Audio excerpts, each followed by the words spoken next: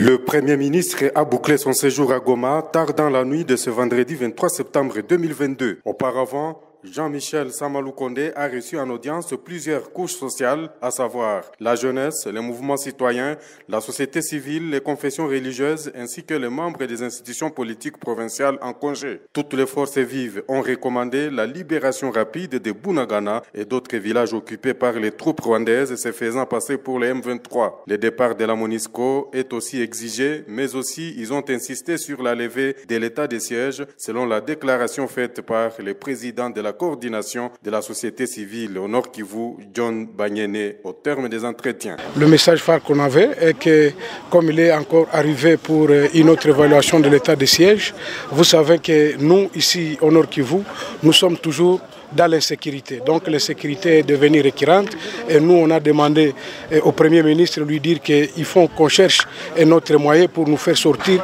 de cette insécurité. En réponse, le chef du gouvernement congolais s'est dit très sensible aux réclamations de ses administrés, que ce soit sur le plan tant sécuritaire qu'humanitaire. Jean-Michel Samalou Kondé a par exemple instruit les gouverneurs militaires de se pencher avec son comité provincial de sécurité sur la levée du couvre-feu à Goma. Pour le reste, de grandes décisions seront prises par les chefs de l'État après avoir reçu les rapports. J'ai mentionné que nous étions là à la suite justement de la demande de l'autorité suprême de venir faire une évaluation. Car comme vous savez, la paix et la sécurité dans cette partie du pays sont très chères à son Excellence Monsieur le Président de la République, Félix-Antoine Tshisekedi Tshilombo. Et donc nous avons entamé depuis quelques jours ici à l'est de la République démocratique du Congo, en commençant par l'Ituri, où nous avons eu d'abord un conseil de sécurité et puis des échanges avec toutes les forces vives.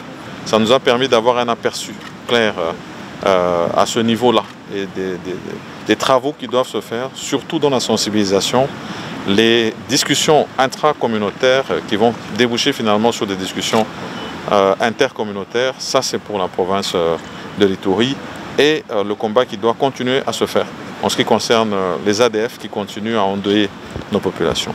Ici, dans la province du Nord Kivu, comme nous l'avions fait aussi d'ailleurs dans l'Ituri, nous avions annoncé que nous venions pour d'abord être à côté de ces familles qui sont endeuillées, être à côté de ces familles qui sont déplacées, car vous connaissez cette situation que nous avons dans Rutshuru et à Bunagana, où nous avons eu ces familles de déplacés qui sont rentrées d'ailleurs par patriotisme et qui ont besoin de l'assistance humanitaire.